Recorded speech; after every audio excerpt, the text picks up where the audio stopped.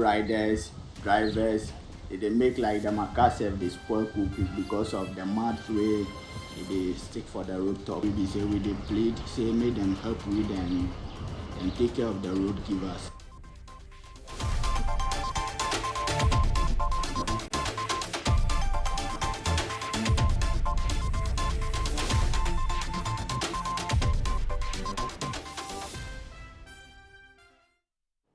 Grateful for your time. Let's begin with the New Patriotic Party because former President John Ablekuma Kufuor has voiced disappointment over what he describes as neglect and exclusion by the very party he once led to a historic two-term victory. In a reflective conversation with Abetifi MP and flag-bearer hopeful Brian Achampong, the former president opened up about his growing sense of marginalization within the New Patriotic Party.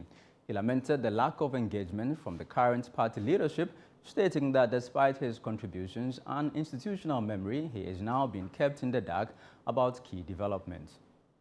Party wa kokora bi omo a eno anu misesi o anazo mfansa da brema masa to the point say akokora fe aduane shana no cross me di menya no that stage think at least yam mamenti mate ba kompa se mo yen nyema bi nam say ni agodro no na menya party ni bi think I met me mi hwem so Ghana political party political history. You can't say UGCC, but if you 47 and 69 was their time, nearly power that for Ghana. 2 years, 3 months, was their time. Me, 69, maybe 30 years, and be a member of parliament, be a founding member of Progress Party. 2 years, 3 months, was I am deputy foreign minister. A champion 2 years, them sick. The team and Nam Dasha Fort prison with them 1 year, 3 months. Some net did their course moved behind another detention. But I know I did build the year. From 72 January, a jump on 2 years side, the tradition. Ya more power POR that till 2001. Me am Ukrainian departing by power. 2 terms. Ghana. Vinci. Anyway. Then the ability say. Ya wom aprepri wom na bibi se be kona nyame ada o ma me to na ya beg no me kura me ntia se.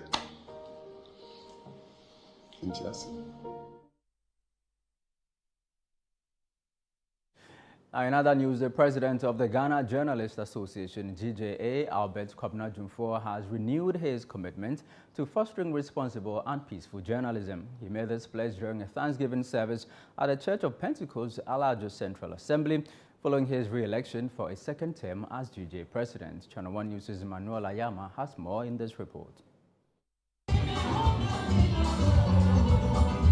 At the Thanksgiving service, GJA President Ablekuma North expressed heartfelt appreciation to those who supported his re-election bid, notably Goma Central MP Kwabena Asare Obeng, popularly known as A+, whose active involvement in voter mobilization was instrumental in securing victory. To my very good friend, a brother, in fact, if there's somebody who mobilized support towards this election, to the victory and success of this election, there's no other person than popular A+. Honorable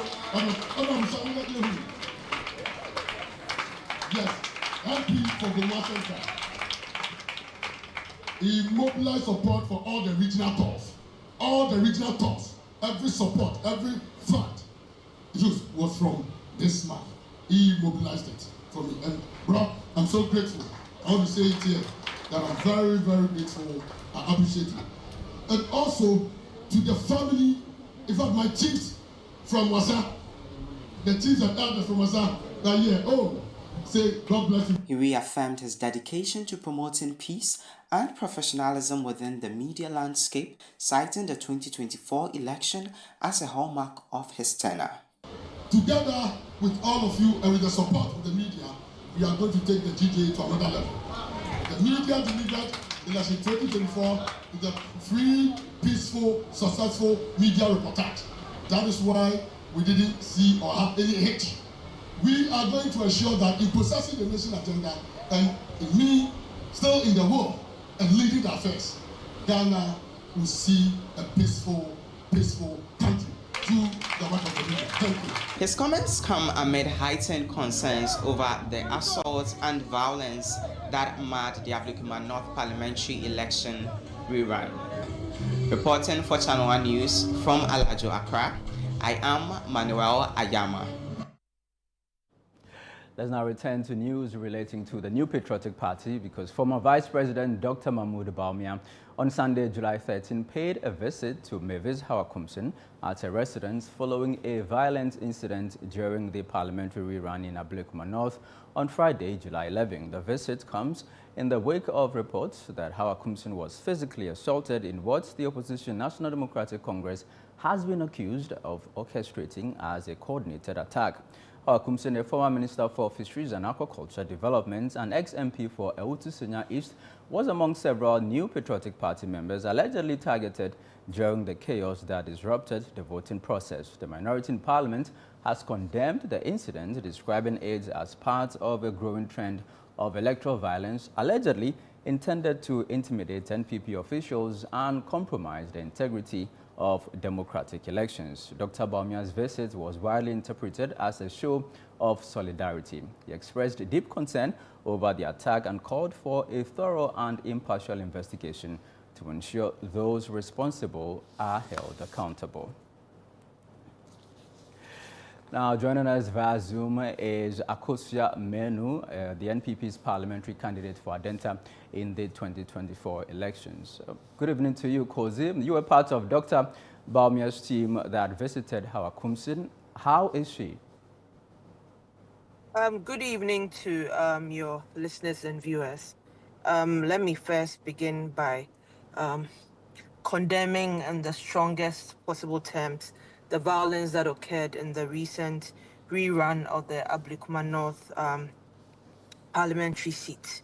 The brutal attack on former member of parliament Hawakumsin, the candidate herself, Honorable Nana Ikwe-Friye, and manhandling of party agents and journalists like yourself in the studio was disgraceful, unacceptable, and a stain on our democracy. What was most uncomfortable to observe, even online, was people from the other side. A middle-aged woman had been clearly they had orchestrated this attack on her. Dr. Muhammadu Bawumia paid a visit to her this morning, and she narrated her ordeal.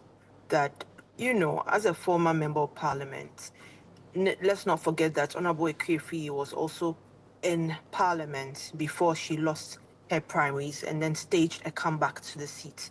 So in solidarity as a colleague, you know, former colleague, female MP, also as a friend, also as a former member of parliament, and also a party stalwart, she was on ground to monitor the election, as were other people.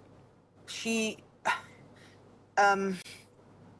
her narration gave me goosebumps because she said at one polling station, as she was entering, she was told she could only go in with one person. At the time was a policeman next to her.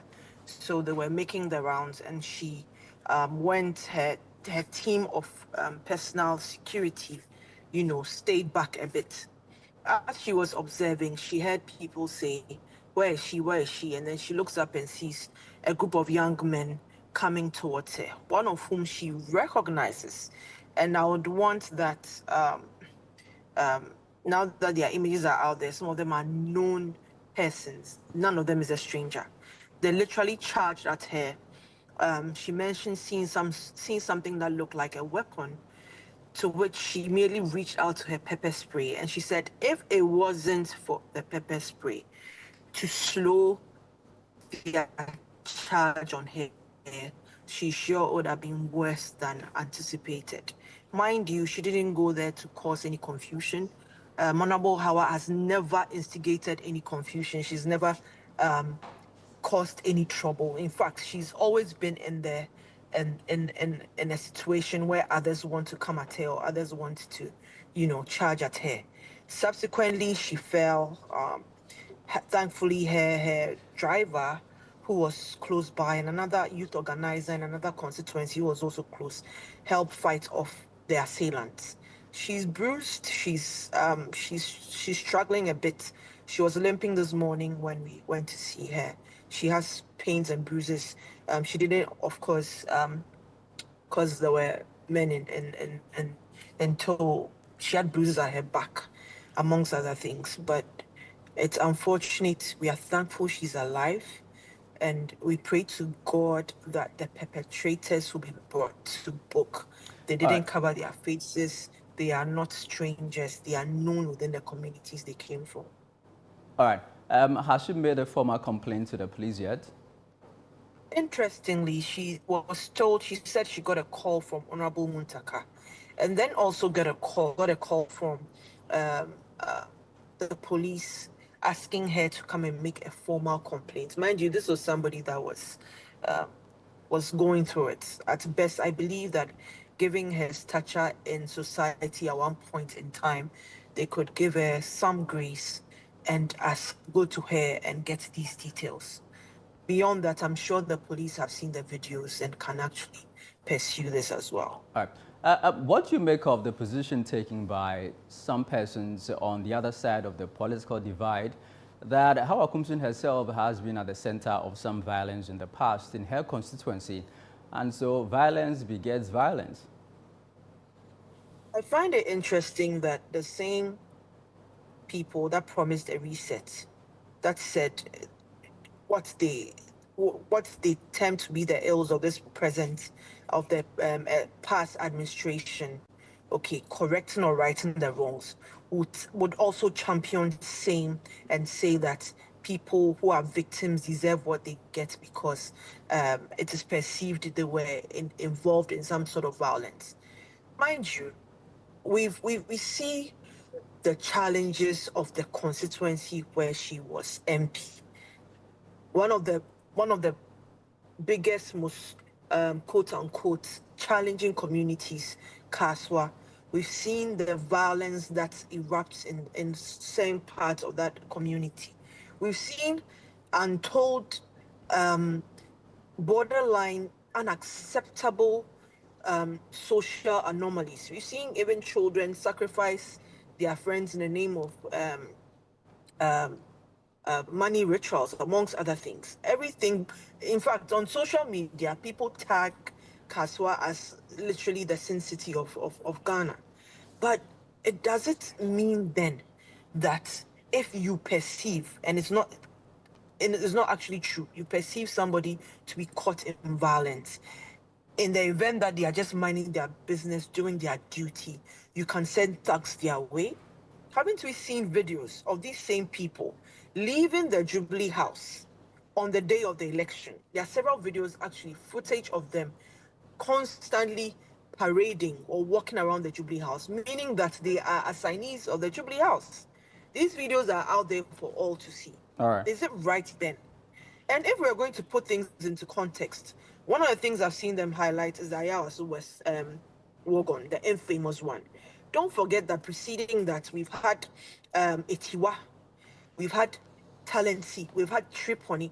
All of these had NDC at the center of it. In fact, in Talensi, weapons were discovered in vehicles linked to NDC officials.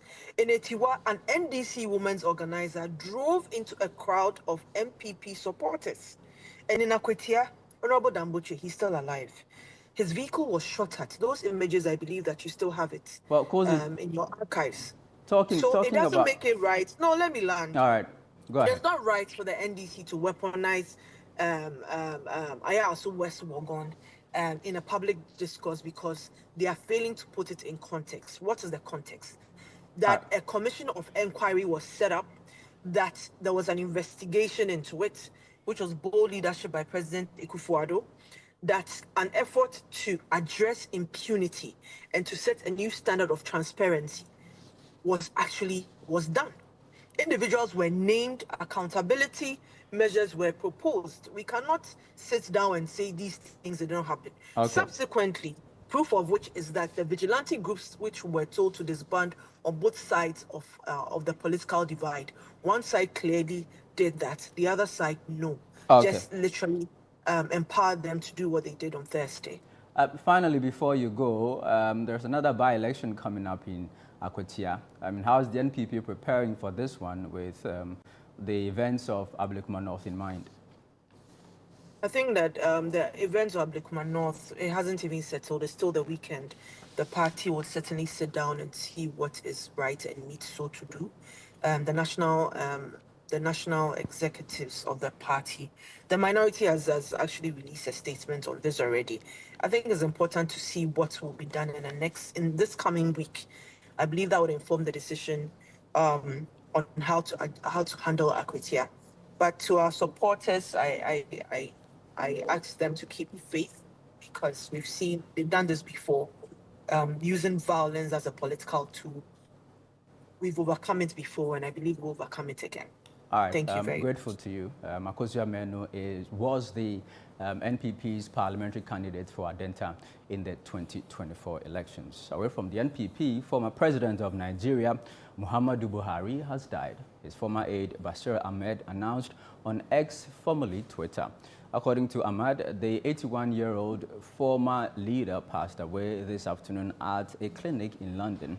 He said the family of the former president has announced the passing of Muhammadu Buhari, Grand Commander of the Order of the Federal Republic. Buhari served as Nigeria's civilian president from 2015 to 2023, following an earlier rule as military head of state between 1983 and 1985.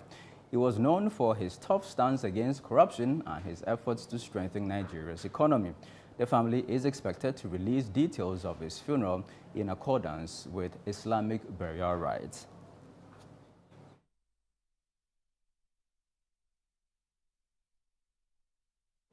You're after watching the Channel 1 Newsroom here on Channel 1 TV. Still ahead. Mafi Yungo residents in the Volta region demand resumption of abandoned road projects amid flooding and high transportation costs.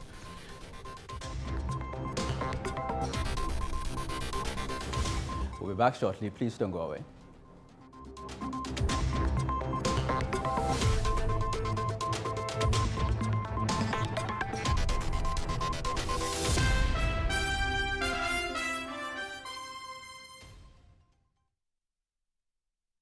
Imagine waking up to serenity every day, surrounded by nature's beauty and luxury at your fingertips in a gated estate you can be proud to call your home. Welcome to Western Villas, located at Mensa, where our stunning homes redefine elegance. At Western Villas, each home is a masterpiece, designed with precision and love. From swimming pool, gym, playground, beautiful landscaped gardens and private balconies, making every day feel like a retreat. We also have executive plots for sale at McCarthy Hill, strategically located and offer unparalleled views, easy access to amenities, and endless possibilities for executive living. With just 5% deposit, you can reserve your space. Contact us today to learn more about our luxury homes at Mensa or executive plots at McCarthy Hill. Call us now on 0536 502295 or visit www.westernvillas.com for more information.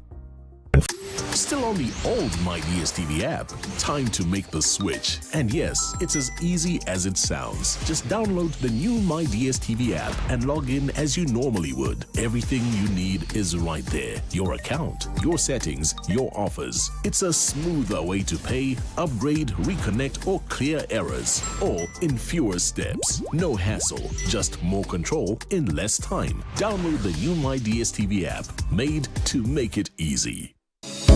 Drowning in deadlines, data running wild. Let's fix this together. Join the evolution. Join the sharpest minds in HR at the HR Connect Conference 2025 on August 8 at the Movenpick Hotel, Accra, under the theme Empowering HR Excellence, Leveraging Data, Resilience, and Wellness for a Thriving Workplace. It's not just another conference. It's strategy, tech, wellness, and a few smart laughs too. panels, keynotes, real talk, and real solutions. Let's lead, connect, and transform the way we work. For further inquiries and bookings, please call on 0541 222 365 to secure your seat. HR Connect Conference 2025. Lead, connect, transform.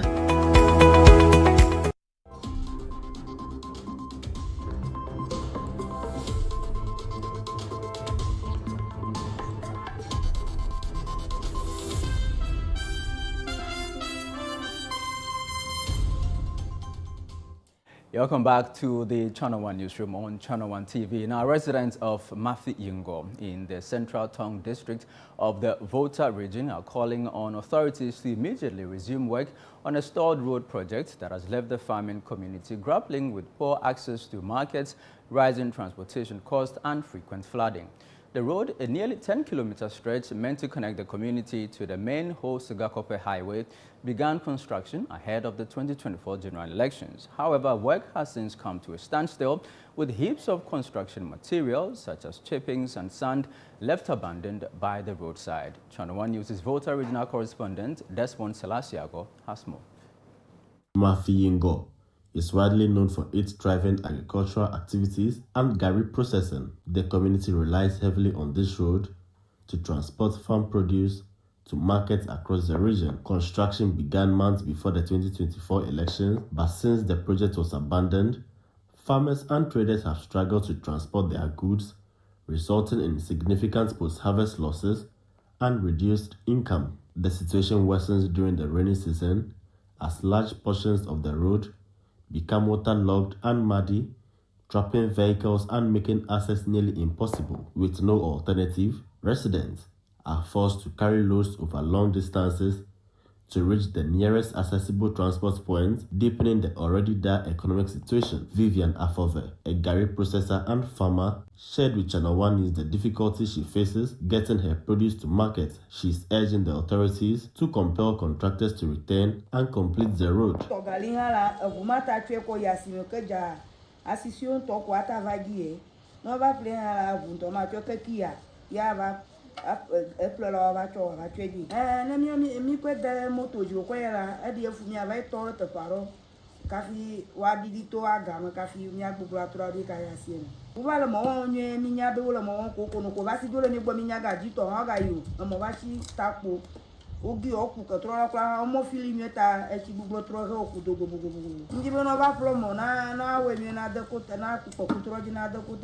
The delay has disrupted livelihoods of residents who depend on the road to transport goods and access essential services. Farmers, traders, and Okada riders who spoke to Channel 1 News say the road's current state is crippling their businesses and livelihoods. They are appealing to government to fix the road urgently. If it's rain heavily or badly, we can't even cross the water that is crossing the road. We can't pass there. Sometimes if you try to force the motor, it's either you fall inside or the motor will spoil.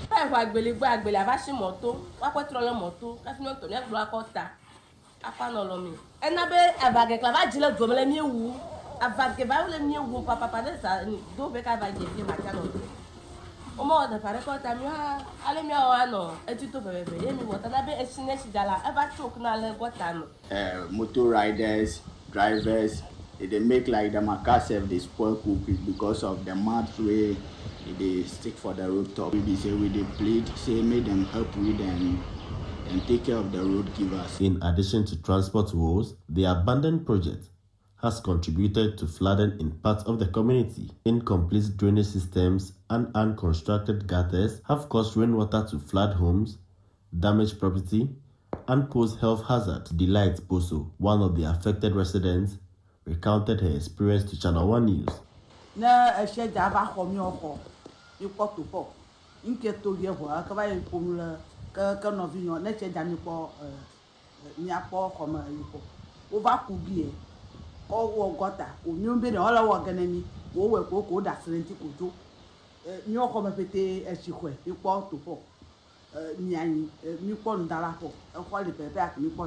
Youth leader Anani Salem Ewoyi and community head Eugene Ewoyi, also spoke to Channel One News. They described the road as a critical artery for the community's economic growth, education, and access to health care. They believe completing the road will not only ease the transportation burden, but also unlock broader development for Mafiyingo. About 9 months when came la femi ganu pipe shipon wo pipe la duoma kaka contractor wa fli ni o kaka ta trode be ni ga po shiklo mi onka nya ga za ko mi la afukpa le bebe ne be mo na le ne mi koko bi ale o le ne mi blema to na bo kra ne dem ye ji wale over we dare bi fi ta mi koko ko na jiru ro be ne ye bi ale ko le de si ade ha contractor e ba wo dori no ja go no di o mo na mi ala be na ba yire moji aba mi ho mi apo wo ya pa gbo mo nu ko a won to ka ba ge gbo be ya gbeli kli nti kunu kata on kyo le mi gogi enu ye mi akwa eto ka pa ko yire asima ezo agba.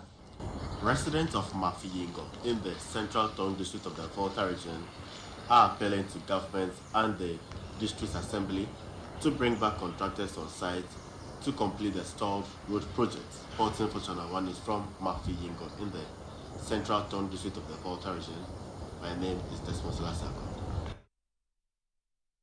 Still on roads, residents of Kwabena and Brekusu are up in arms over the poor condition of roads linking their communities, demanding urgent intervention from government. The Kwabena Road, an essential bypass connecting Comet, Brekusu, Kitase, and leading to Peduase Lodge and Debris, has been left to deteriorate despite its significance for commuters and local economic activity.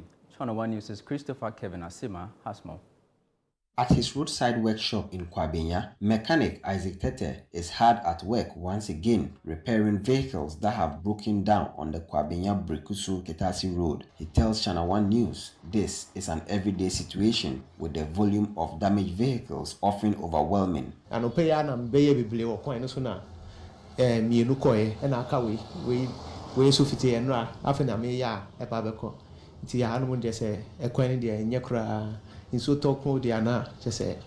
Isaac isn't alone. During our visit, several vehicles lay abandoned along the stretch left by frustrated drivers. One of them belongs to King George, an interior designer at Ashanti University. No, me kosa na me hu se me ka no agina. Me hwe ya senia ye kwan no ye buru no. Me ko hwe na me condition moto atu da fam. Na endra ye ko chin ya afi ne ye nya bia ye ba be fixe. Back in July 29, 2022, former President Nana Addo Kufuor performed a sword-cutting ceremony to mark the start of the 23-kilometer Dome-Ketasi road rehabilitation. For a road which serves as a vital link between the Greater Accra and Eastern regions, and whose construction has been the subject of promises made by various political parties and successive governments over the years. I am happy that it is under the presidency of Nana Addo Kufuor that the rehabilitation of the Dome-to-Kitasi road is finally being undertaken. The $35 million project, jointly financed by the government of Ghana and the Kuwait Fund for Arab Economic Development, was awarded to local firm Fair Sky Construction Limited, with completion expected within 24 months. The project was to provide a strategic alternative route between Accra and Eburi. The planned works include 16.3 kilometers of single carriageway with asphaltic surfacing of 2.85 kilometers of dual carriageway, a 1 kilometer 2-lane road leading to Ashanti University, 1.45 kilometer of a 3-lane single carriageway with designated drop-off and pickup lanes, and a 1.9 kilometer of 2-lane carriageway link. Despite these ambitious plans, residents say progress has stalled, with barely any work done since the ceremonial sword cutting, sparking renewed frustration and appeals for urgent government attention. We are not driving on roads, we are driving on rocks. And the rocks are even bottle-like. And for a week, cars can change tires 2-3 times a week. When it rains there and you are in town, and when you're coming home, it's headache. Because by the time you'll be thinking, hey, the stones, the gutters and things, and if you don't come early, then That is it. And one thing that is very saddening for us is that they are using the site that they give to them at Breusu. And they have been using this road with their machines and their cars every time on this road, but they are not doing anything for us. The Minister of Roads and Highways has acknowledged widespread delays in road construction projects across the country and said steps are being taken to address them. As part of the same directive from President Mahama, that all those types of projects be carried on as part of Big Push. The Finance Minister has also indicated reinstating that loan as part of the communication with him and the IMF in terms of negotiation. So yes, Dome-Kitase will be completed within the context that I spoke about. So it is just a matter of time that you will see the contractors back on site. Locals are pleading for speedy completion of the road, citing serious health and economic complications. There are times that some of our mothers have had to virtually go into labor on these roads. And trust me, we have even lost lives on this road as a result of the precarious nature and the very bad nature of this road. Look at great institutions like Ashesi. Do we want to see Ashesi crumbling, coming down before we fix it? We as drivers, we pay, we do our road rate, our insurance, everything. But concerning some of the roads here, they are not good, especially this road. And here leads to the university at top there. So when you are going to drop someone over there, you have to go through this serious and terrible road. It is strange to think that government want to take the entire stretch of social services on it alone. If government doesn't have money, good people can come together and get this road fixed and toll it. This is the state of the Dome-Kitase-Breusu road, which connects the Greater Accra to the Eastern region. As you can see, the only tile portion is the stretch we saw that leads to the Asashi University campus. The rest of the stretch, that is all the way from Dome to Kitase, is in a deplorable state, and residents and many motorists are urging government to find a solution to this problem. Reporting for Channel 1 News, I am Christopher Kevin Asima. Still on the subject of roads, residents of Danko in the Wa municipality of the Upper West region are calling on the government and benevolent organizations to urgently rehabilitate their deplorable road, which they say has been abandoned by successive administrations. Years of neglect have left the Wa Danko road riddled with deep potholes and severe erosion, posing dangers to commuters and crippling economic activities. Now, residents, including nurses and teachers, told Channel 1 News that the deplorable condition of the road has had a ripple effect on key sectors such as education, healthcare, and commerce. Martina Masono Zabog has more in this report. Located just about 7 kilometers from the Upper West Regional capital, Danko is a growing suburb of Wa, predominantly occupied by farmers and migrants from nearby communities. However, the poor state of the Wa-Danko road continues to undermine the town's development. Ghana's road network is estimated at 72,000 kilometers, with only about 23% paved. Many of the unpaved roads, especially in the Upper West region, remain in poor condition, plagued by erosion, deep cracks and potholes. The Wa-Danko road, first awarded on contract in 2008 and again in 2016, has yet to see any meaningful improvement, largely due to changes in government and stalled commitments.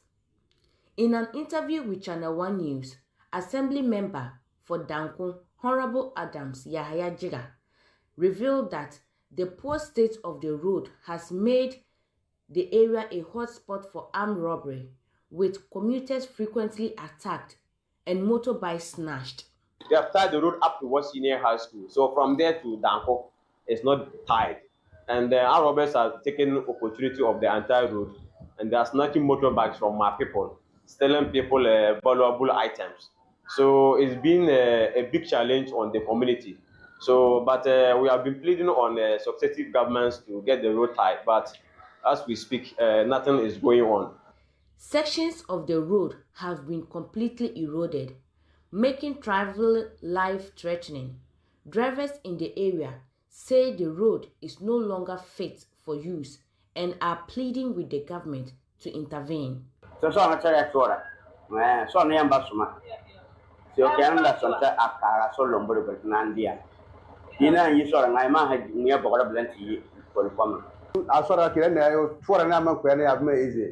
Kasatru wa wayan toro o tuwara mambibe garo ja bogora ajuna ka gomna ndana ba sonte blanzu dana ba sonte karasora na kwa ba inda kawjiang. Teachers and nurses stationed in Dankun also expressed frustration, stating that the road condition negatively affects attendance, punctuality, the delivery of both healthcare and education services. This road actually is a problem to us. Mostly, if you refer a case, some of them end up delivering on the way due to the poor nature of the road. Coming from school each day, you jump through a lot of potholes before reaching school.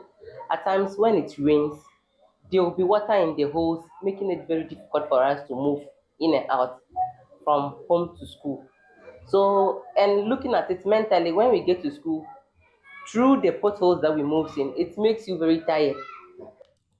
Meanwhile, one municipal chief executive, Alhaji Nura Issa Danwana, says the road has been captured in the 2025 national budget and efforts are underway to begin constructions. We have plans put in place to construct the Danko road, and we have packaged it. It has been submitted to the Ministry of Roads and is under this year's, it's been included in this year's budget. And we are only hoping for the Ministry of Finance to release funds for us to construct the road. Residents and commuters of Danko are appealing to the government to fix their road, which is just 1 mile to the regional capital. Reporting for Channel 1 News, I'm Masono Martina, Danko. This is still the Channel 1 News from here on Channel 1 TV. Still ahead. Asin Obuba Kokrowa School decommissioned amid safety fears, forcing students to be moved to another unsafe building. We have details in a bit. Please don't go away.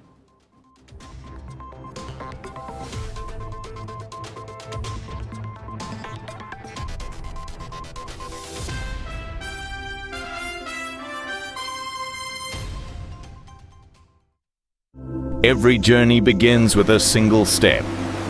Not always easy, not always certain, but always yours. In every heartbeat there's a story of struggle, of courage, of purpose. And on this road, every story finds its voice. I run because I believe I'm born to win. I run because it keeps me fit and gorgeous. It's not just about the finish line. It's about what drives you to start and energizes you to keep going against all odds. The battles no one sees and the pain no one feels. The triumphs only you understand. And when the road gets hard, always remember, if it is to be, it is up to me. It's your moment, your legacy, and your glory. Register now for the ABSA Black Star Marathon, because your story matters. What's better than your bestie? A bestie with blockbusters and bedtime cartoons. GoTV streams your fave soaps, sports, and the loudest laughs. No extra charge, just internet connection. Your shows, your vibes, your anytime, anywhere bestie. GoTV Stream. Download it now. Every day, people have money emergencies. Ma, I need my school fees emergency. Mommy, chop money emergency. Emergency. Catch it. I'm your rent emergency. Now, there's a new emergency number in town. More money, challenge and enjoyment. At the top life we got. Dial star 770 hash for all your money emergencies and chop life. Dial star 770 hash for money emergencies and get easy and quick access to your money, loans, and other banking needs. EcoBank, the Pan-African Bank.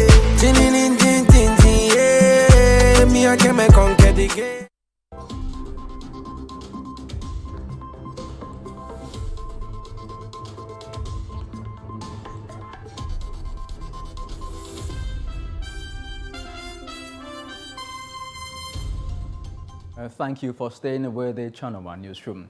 Now, the Asin Oboba Kokrowa MA School building has become a death trap, forcing authorities at the Asin North District Assembly to decommission it.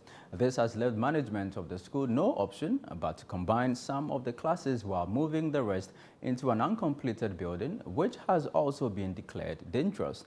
Members of the community are appealing to government and other stakeholders for urgent intervention. Central Regional Correspondent Akosiado has more in the following report. Welcome to Oboba MA Basic School here in the Asin North District of the Central Region. The building is beyond dilapidation and posing a significant threat to both teachers and students.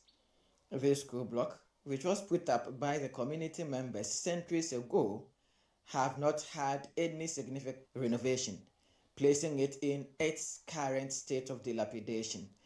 We are here to assess the situation. We will be speaking to school authorities as well as members of the community, just so we can be able to understand what really the issue is and what specifically they would want authorities to do. Let's speak to the headmaster of this school to help us appreciate the situation at hand.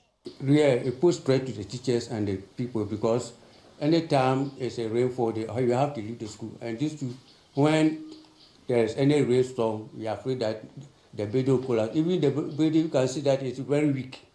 It's very, very weak. So it can collapse at any time. The floor is completely broken.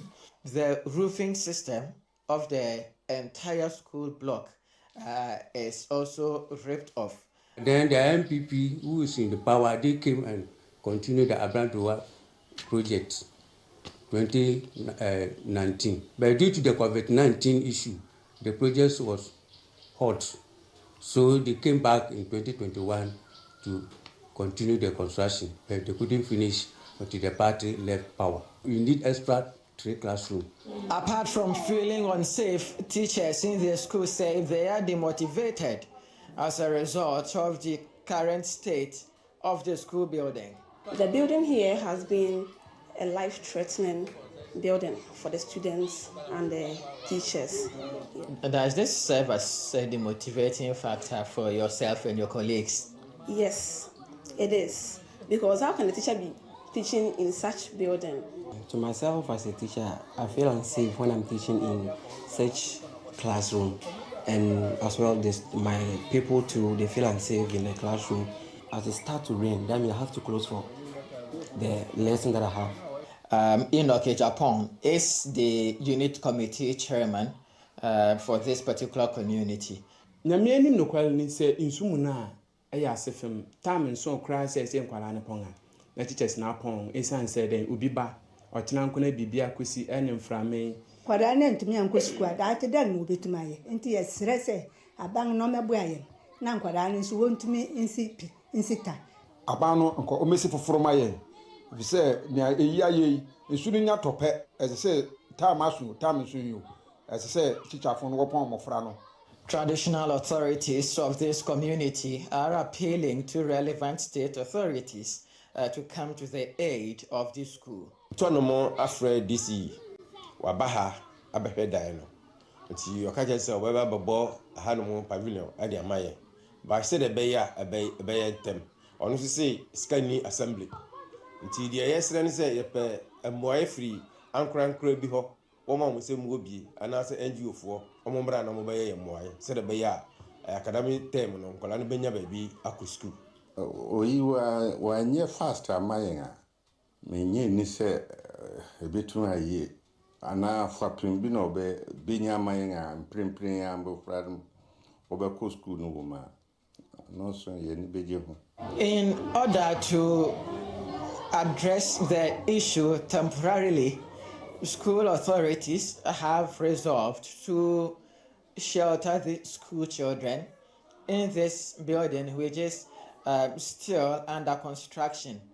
In order to safeguard the safety of teachers and pupils, the Ashanti North District Assembly has decommissioned this school building. I went there, met the community leaders, the chiefs, and the opinion leaders. We have decided to move them to some of the churches closer to the school so that they will temporarily use that place. And we are going to give them a temporary, and to be like a pavilion for them to use that place as their classroom. For now, this is the plan that we've taken. At the next academic term, the Class 4 students would have no option but to return back to this dilapidated school building. School authorities and community members are appealing to government to intervene as a matter of urgency. For the Channel 1 Newsroom, I am Akwesi Ado, Obobakro, Central Region. We'll stay with education because some stakeholders are advocating for a comprehensive overhaul of the current curriculum for students with special needs. They are also calling for innovative training approaches for teachers, particularly in the area of technical and vocational education and training (TVET), arguing that a shift from a humanities-centered curriculum to one focused on practical skills development would better serve these students. Channel 1 News' Ni and Amate Kanaku visited the Kropon School for the Blind in the Kufuor North municipality and filed the following report. Research shows that approximately 80% of the skills we acquire come through vision. For students at the Kropon Special School for the Blind, this means they must rely on the remaining 20% of their senses to learn, interact, and eventually earn a living. Access to information remains one of the most significant challenges for these students. Unlike their sighted peers who can easily use textbooks and library resources filled with visual content, blind students are often left out due to the lack of accessible materials. Although the internet holds a wealth of knowledge, many of the applications and digital tools needed to make this content accessible to the visually impaired are either unavailable or underdeveloped, further limiting educational opportunities. The major difficulty that they face is accessing information or getting access to information. When you go to our libraries, you go to the internet, you go to the libraries, the library materials or the books that we have there are not accessible to many of them. It is in print. They have pictures, they have diagrams, which are not accessible to our learners with visual impairment.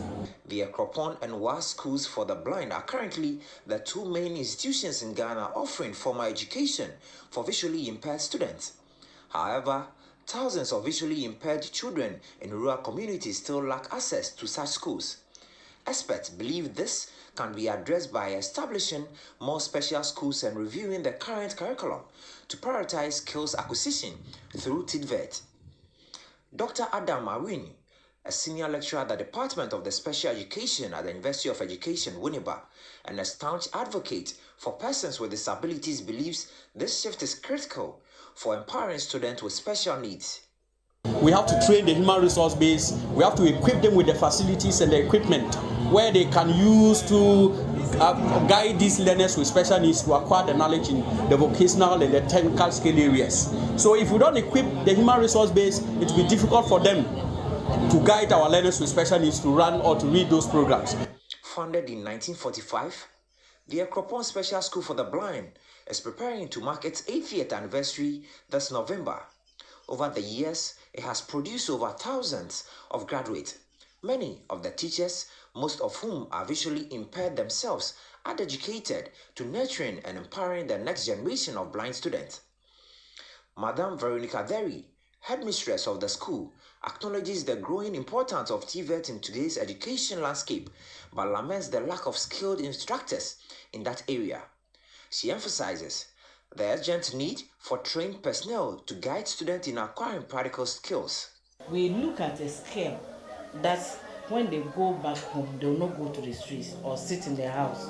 So technical, vocational training is very important. And as I talk to you, we are lacking teachers in that area. While the government and Ministry of Education have reiterated their commitment to resourcing special schools, stakeholders insist that this support must include the provision of assertive devices, relevant computer applications, modern equipment, and the training of staff to effectively use these tools. If you don't have the teaching and learning materials to teach the child to understand certain subjects, it becomes very difficult. Before a child can understand a concept of a subject or a lesson, the teacher needs more time to teach that child. In a push for greater inclusivity, the Kufuor Traditional Council has called for the upgrading of the Ekropon Special School for the Blind to enable it to serve more students who are still left out of the formal education system. Nana Kwesi Osew, the Sompa Hene of the Kufuor Hene, made this known in his remarks. We need to expand the facilities here and modernize some of them as well. We started with Braille. Now you have ICT or computer for the blind. These are things that we need to help them to also keep abreast with trends that are coming these days. So stakeholders in education here in the Eastern region are very much concerned about the lack of technical and vocational education materials and even teachers here at the special school for the blind here in Ekropon. They believe government needs to take urgent steps to ensure that teachers and other logistics needed to supervise the training of special students in the areas of technical and vocational education are provided. For Channel 1 TV, Neo Ni Amati Kanaku, Special School for the Blind, Ekropon Kufuor. Now, as the rainy season gains momentum, flooding remains a looming threat across the Ashanti region, exacerbated by the indiscriminate waste disposal and poor drainage infrastructure. Determined to break the annual cycle of devastation, authorities in the region say they have rolled out aggressive interventions to mitigate the impact. Channel 1 News' Ashanti regional correspondent Bright Hebwa reports. With heavier rains sweeping through the Ashanti region, early signs of trouble are already emerging. Clogged drains, scattered refuse, and inadequate drainage systems dominate several communities, laying the groundwork for potential flooding. Officials blame the persistent practice of dumping waste into waterways and open drains as major cause of the problem. But Ashanti Regional Minister Dr. Frank Amoakohene insists this year's response will be different. He says the current cleanup drive is part of a broader, long-term strategy being implemented across all districts and municipalities to ensure lasting results. We are on the path of sustainability. Initially, when it started on state match, also at the regional level. But thankfully, when the district chief executives, municipal chief executive in New York decided to decentralize. So on 5th July, we held similar exercises across the districts. Some pleaded that for their specific localities, they would need to alter the dates, which has occurred in the case of the Asokore. So today I decided to just pass through and come and see the extent of work being done. In the Asokore Mampo municipality, the local assembly has joined the regional campaign. Teams comprising residents, sanitation workers, and environmental officers have been deployed to clear refuse, desalt drains, and educate communities on the importance of proper waste disposal. Our hope is that we are able to sustain this and make it a daily ritual, not even a monthly one. We have urged our people, to the residents, to also always come out in their numbers to support this exercise and also to serve as watchdogs, sanitation watchdogs, so that together we'll be able to rid our city and our community of filth. Most parts of the municipality is riddled with filth, but the municipal chief executive says he is ready to fight the canker. For Channel 1 News, I am Bright Hebwa.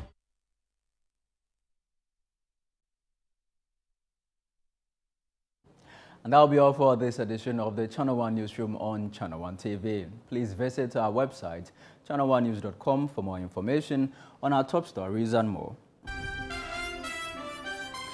Subscribe to Channel 1 TV on YouTube for more exclusive video content from Channel 1 TV. I'm Charles Osukumi. Thank you for watching.